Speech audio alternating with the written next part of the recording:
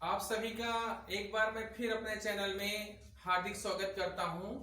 इस समय आप सबको हिंदी से संस्कृत में अनुवाद करने के पूर्व जो नियम होते हैं या जो कुछ बेसिक चीजें होती हैं उसके बारे में बताया जा रहा है। और इसका एक वीडियो हम आप सबको पहले बता चुके हैं और वीडियो ज्यादा बड़ा बन जाता, इसलिए पूरा पूरा ना बता करके इससे इसका जो है लगभग आधा आधा चीजें आपको बता दी गई हैं और आधी चीजें अभी बाकी हैं। तो जो शेष बची हुई चीजें हैं, जो शेष बचे हुए प्रश्न हैं, उन प्रश्नों को हम आज आपको बताएंगे। तो जहां से हमारा पिछला वीडियो समाप्त हुआ था उसके आगे से हम आपको बताने के लिए सीधा सीधा अपने हम वीडियो पर ले चलते हैं आप सबको। तो जहां से समाप्त हुआ था वहीं पे आप सबको हम ले चलते हैं। तो संस्कृत में अगर हम वचन की बात करें तो संस्कृत में 3 वचन होते हैं और वो कौन कौन से हैं आप लोग ध्यान से समझें। एक वचन, दो वचन और बहुवचन। ये संस्कृत में 3 वचन होते हैं, एक वचन, दो वचन और बहुवचन। इसको आप लोग ध्यान दें। इसके बाद संस्कृत में अगर पुरुष की बात करें तो संस्कृत में 3 पुरुष होते हैं। कौन कौन से होते हैं? तो पहला है प्रथम पुरुष और दूसरा है मध्यम पुरुष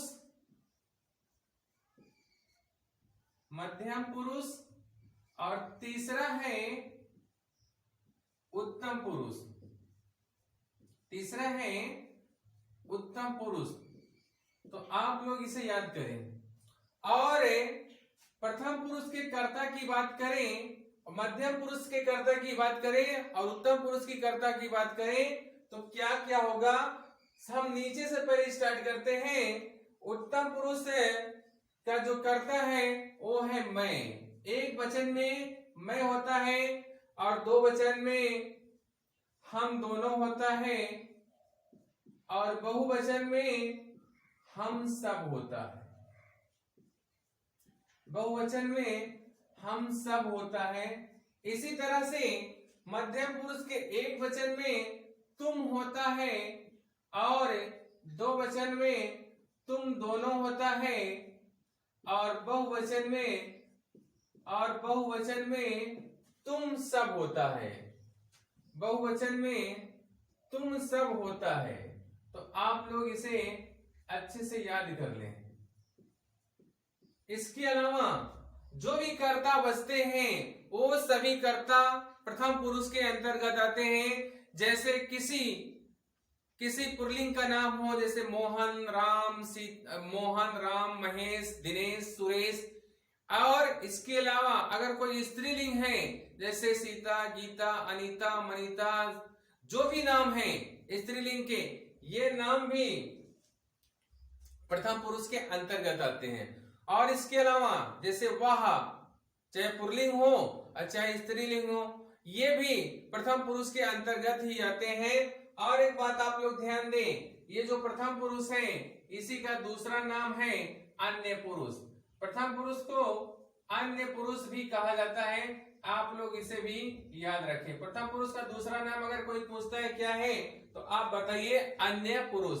तो प्रथम पुरुष का कुछ कर्ता हम आपको लिख देते हैं। जैसे वाह, एक वचन में वाह होता है और इसी का दो वचन में हो जाता है वे दोनों, और इसी का बहुवचन में हो जाता है वे सब।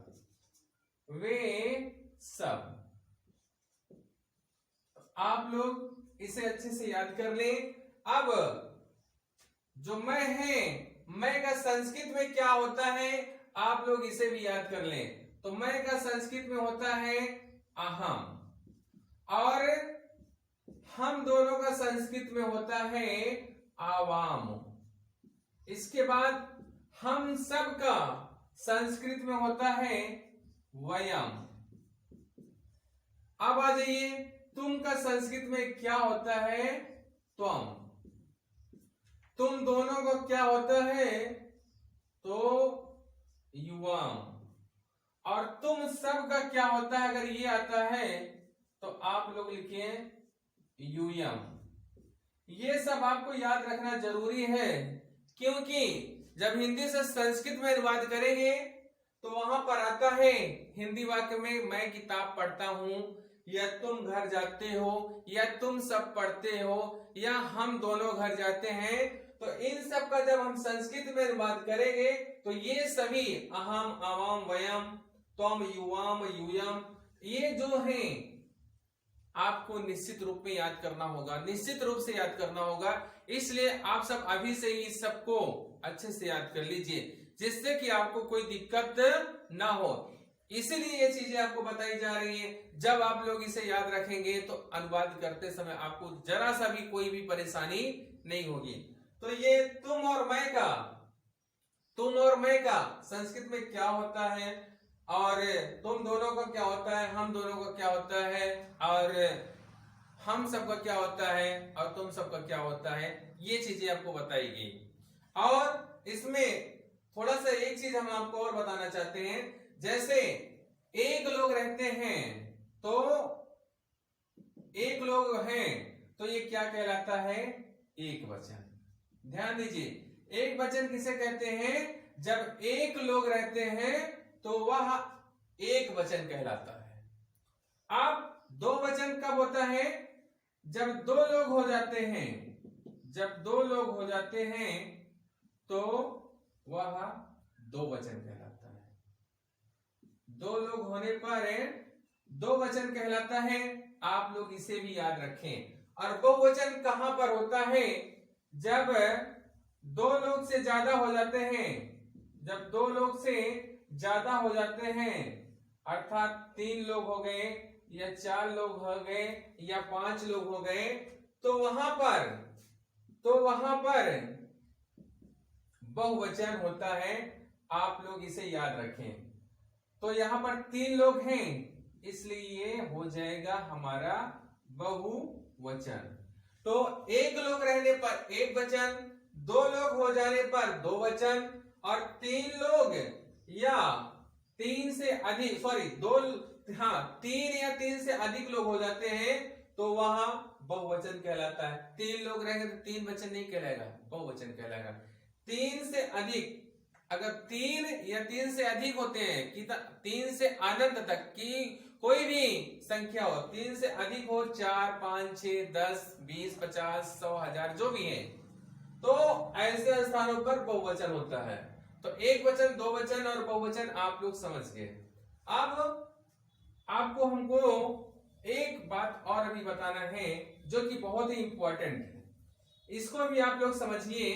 अब क्या होगा? जैसे वह जाता है, वह जाता है, ये भी संस्कृत में बात करने के लिए आ सकता है, या वह जाती है ये भी आ सकता है। तो इसका हिंदी से संस्कृत में क्या होगा वह के लिए, इसको भी आप लोग लिख लें। तो जैसे हम आपको बता रहे हैं, वह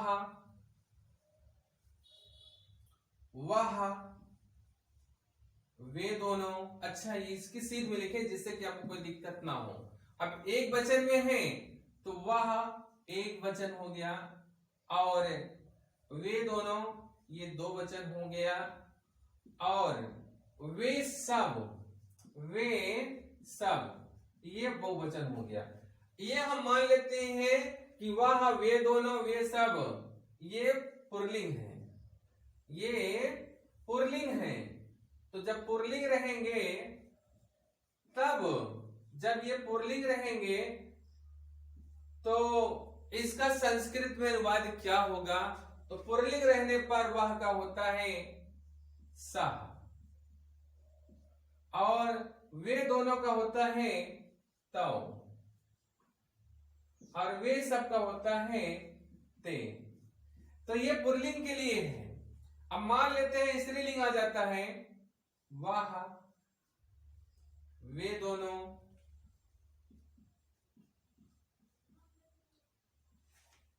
वे सब। अगर आ जाता है तो इसका हम अनुवाद क्या लिखेंगे? ये अगर हमारा हो गया स्त्रीलिंग, तो स्त्रीलिंग आ जाने पर वह के लिए क्या होगा? वे दोनों के लिए क्या होगा और वे सब के लिए क्या होगा, इसको भी आप लोग समझें। तो वह का होता है सा, वह का क्या होता है? सा। और वे दोनों का क्या होता है? ते। और वे सब का क्या होता है? ता। ये पुल्लिंग की बात हो रही है। वह माने ध्यान दीजिए, ये ऊपर वाला पुल्लिंग है और नीचे वाला स्त्रीलिंग। तो पुल्लिंग में क्या होता है? वह के लिए सा, वे दोनों के लिए तो, वे सब के लिए ते। और स्त्रीलिंग में वह के लिए होता है सा, वे दोनों के लिए होता है ते, और वे सब के लिए होता है ता। अब इसमें एक और लिंग होता है, वो होता है नपुंसक लिंग। तो उसका भी हम आपको बता दे रहे हैं। वह, वे दोनों, वे दोनों, वे सब, ये नपुंसक लिंग है।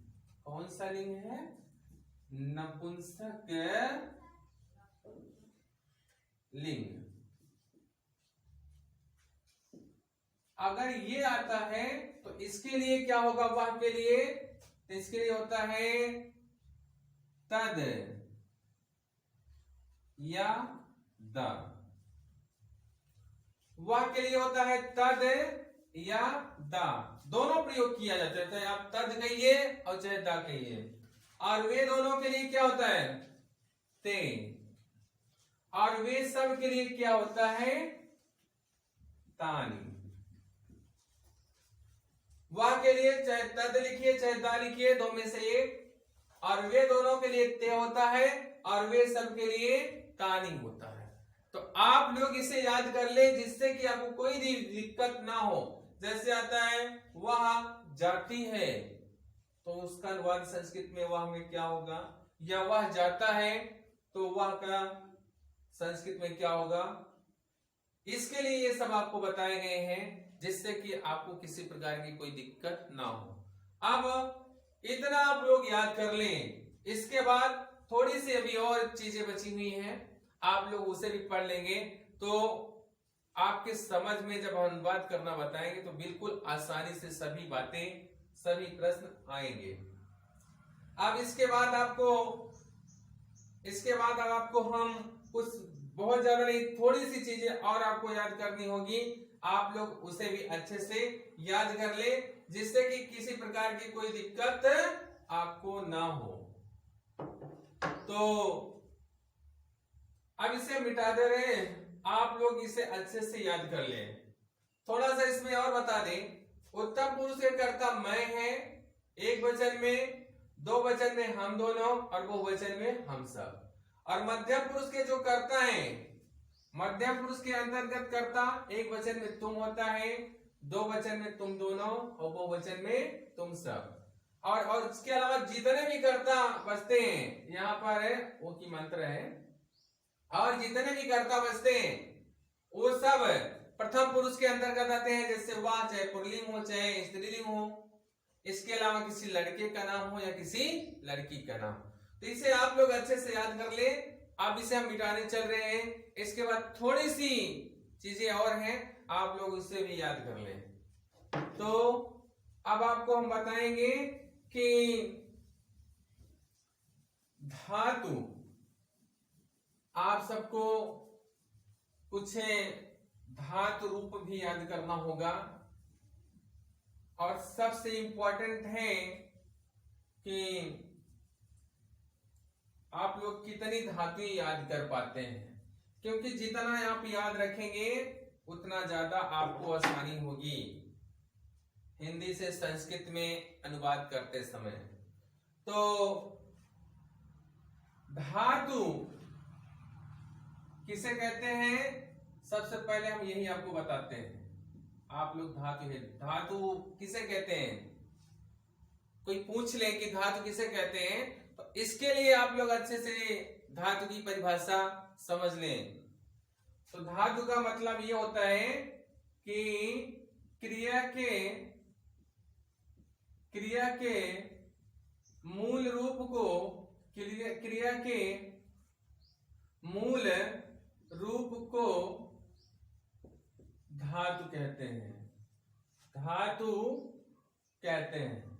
ये धातु की परिभाषा है, आप लोग इसे अच्छे से याद कर लें। अब जैसे ये पट धातु है, पट धातु का मतलब क्या होता है, यानी कि पढ़ का मतलब क्या होता है, पढ़ना। ये धातु है, यहां लिख देते हैं, फिर से इसे लिख देते हैं ताकि आपको समझ में आ जाए। ये आप चाहे इसे ब्लैक पेन से लिख दीजिए, धातु, और यहां पर अर्थ। अब पठ ये धातु है, अब पढ़ धातु का अर्थ क्या होता है, पढ़ना। इसी तरह एक धातु है गम, गम धातु का अर्थ क्या होता है, जाना। और एक धातु है क्री, क्री का अर्थ होता है करना। इस तरह से एक धातु है लिख, लिख धातु का मतलब होता है लिखना। तो इस तरह से धातु और उसका अर्थ आप लोग याद कर लीजिए, आपको अनुवाद करते समय बहुत ही काम आएगी। अब आपको हम इसके बाद बताएंगे कि जो लकार होते हैं, उस लकार में जो धातुओं का हम प्रयोग करते हैं पांचों लकारों में, उन धातुओं का हम धातु रूप याद करेंगे, तभी जाकर के हमें हिंदी से संस्कृत में अनुवाद करते समय आसानी होगी। नहीं तो हम इतना पढ़ने के बाद भी हिंदी से संस्कृत में अनुवाद नहीं कर पाएंगे। इसके लिए आप सबको धातु रूप को निश्चित रूप से, जो धातु रूप हैं वो याद करने होंगे। और सभी धातुओं के 5 लकार होते हैं, तो उन पांचों लकारों को आपको याद करना होगा। तो आज हम आपको उसका पहला लकार बता रहे हैं। अब जैसे हमारी पहली धातु है पठ धातु, और पठ माने क्या होता है, पढ़ना। पठ माने क्या होता है, पढ़ना। अब इसका हम सबसे पहले लट लकार, लट लकार याद करेंगे। अब लट लकार का प्रयोग कहां पर होता है, ये भी हम समझ लें। लट लकार का प्रयोग होता है वर्तमान काल में, और वर्तमान काल में इसका प्रयोग होता है। और लट लकार में अगर वचन की बात करें तो सभी लकारों में 3 पुरुष और 3 वचन होते हैं। एक वचन, द्विवचन और बहुवचन। एक वचन, दो वचन और बहुवचन।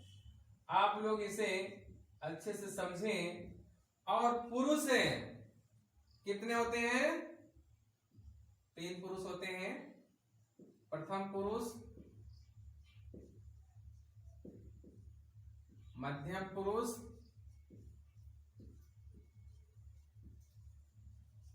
और उत्तम पुरुष, उत्तम पुरुष। तो आप सबको पढ़ धातु, लट लकार यानी कि वर्तमान काल के तीनों पुरुष और तीनों वचन के रूप याद करने हैं। अब प्रथम पुरुष एक वचन में रहता है पठति, और 2 वचन में हो जाता है पठता, और बहुवचन में हो जाता है पठन्ति। अब ये प्रथम पुरुष एक वचन, 2 वचन, बहुवचन हो गया। अब इसी तरह मध्यम पुरुष में हो जाता है एक वचन में पठसी, और 2 वचन में हो जाता है पठथा, और बहुवचन में हो जाता है पठथ।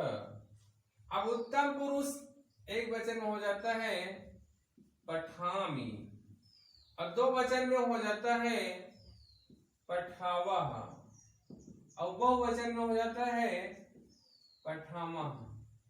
तो इस तरह से आपको तीनों पुरुष और तीनों वचन याद करने हैं, जिससे कि वर्तमान काल का वाक्य आए तो कौन सा पुरुष है और कौन सा वचन है, आपको किसी प्रकार की इसमें दिक्कत ना हो। अब ये लट लकार हुआ, इसी तरह से लोट लकार है। लोट लकार, अगर लोट लकार की बात करें तो इसका प्रयोग होता है आज्ञा के अर्थ में। आज्ञा के अर्थ में आप लोग इसको बहुत अच्छे से याद करिए भैया, जिससे कि कोई दिक्कत ना हो। अब हम ये पुरुष और वचन ना लिख करके तीनों का एक वचन, दो वचन, बहुवचन में क्या होता है उसको लिखेंगे।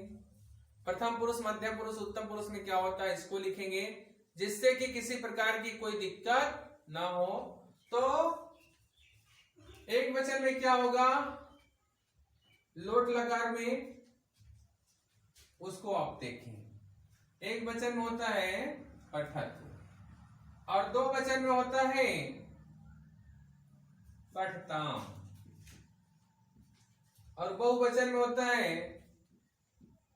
पठंतु। ये तो प्रथम पुरुष है, एक वचन, दो वचन, बहुवचन हो गया। अब मध्यम पुरुष एक वचन, दो बहुवचन, बहुवचन, एक वचन, दो वचन और बहुवचन में क्या होगा इसको समझे। पठ, पठतम, पठत, फिर पठानी, पठाओ, पठाम, पठतु, पठतम, पठंतु, पठ, पठतम, पठत, पठानी, पठाओ, पठाम। तो आप लोग इसे अच्छे से याद कर लें। ये लोट लकार आज्ञा के अर्थ में है, एक वचन, दो वचन, बहुवचन, प्रथम पुरुष, मध्यम पुरुष और उत्तम पुरुष। अब लोट लकार के बाद हम आगे चलते हैं विधि लकार की तरफ। तो लोट लकार अब हम मिटा दे रहे हैं, आप लोग इसे अच्छे से लिख लें, जिससे कि आपको किसी प्रकार की कोई दिक्कत ना हो। अब लोट लकार के बाद आता है विधि लकार, और विधि लकार का प्रयोग कहां पर होता है वो चीज आप समझें। तो विधि लकार का प्रयोग कहां पर होता है, तो आप लोग इसके लिए यह समझें कि विधि लकार का प्रयोग होता है चाहिए के अर्थ में। चाहिए के अर्थ में तो यहां हम लिखते हैं विधिलिंग लकार।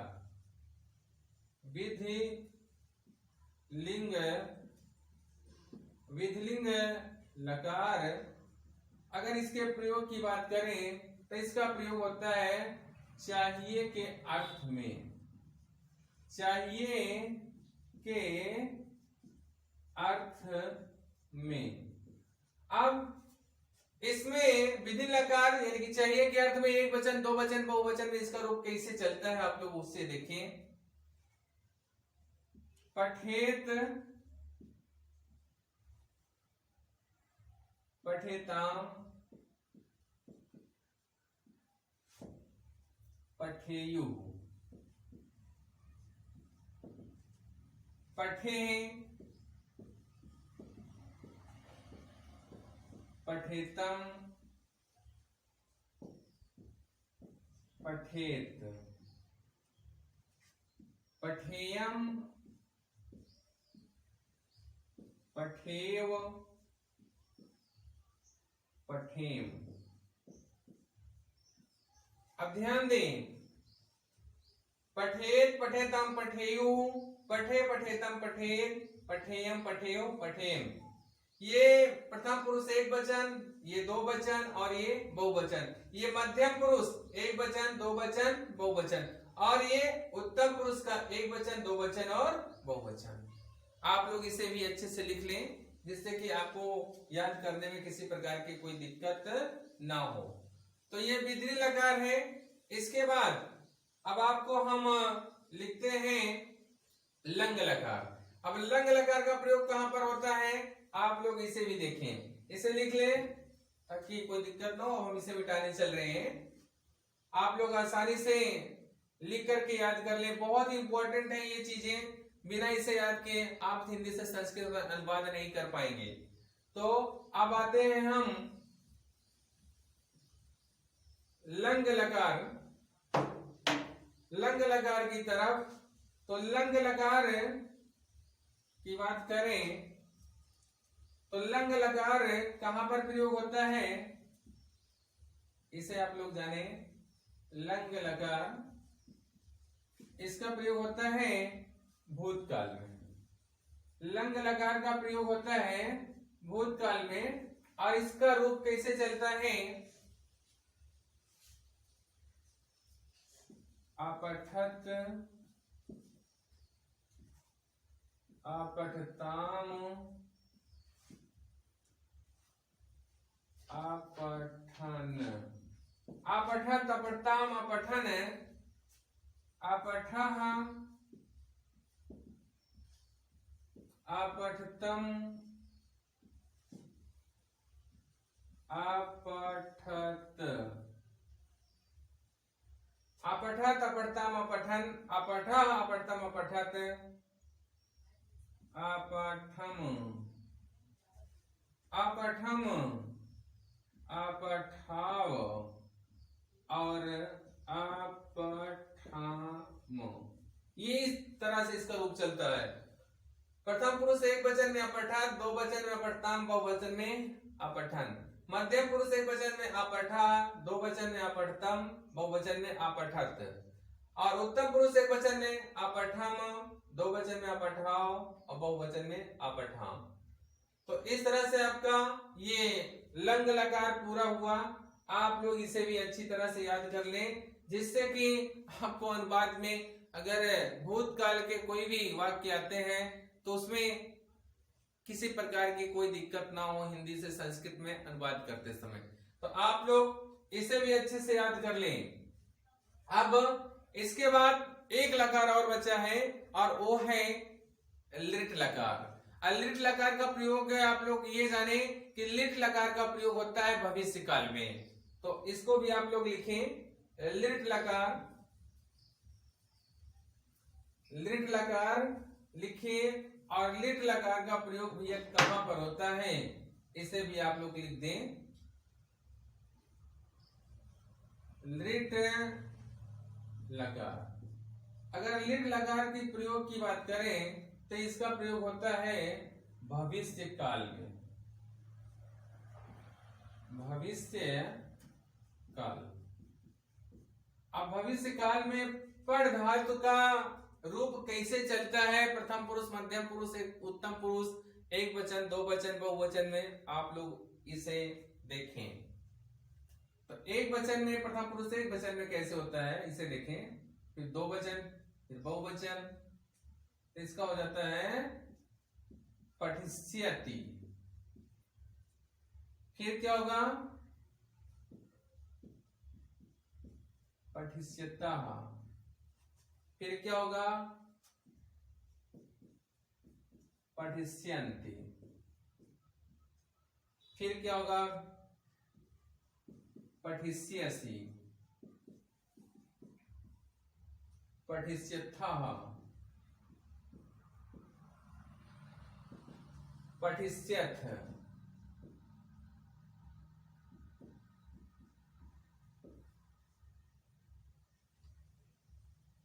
पठिष्यामि,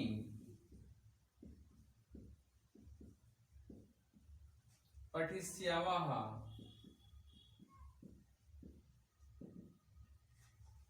पठिष्यामः।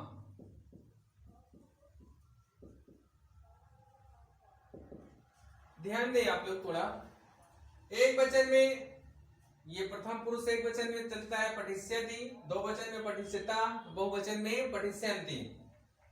और मध्यम पुरुष एक वचन में चलता है पठिष्यसि, दो वचन में पठिष्यथा और बहुवचन में पठिष्यथ।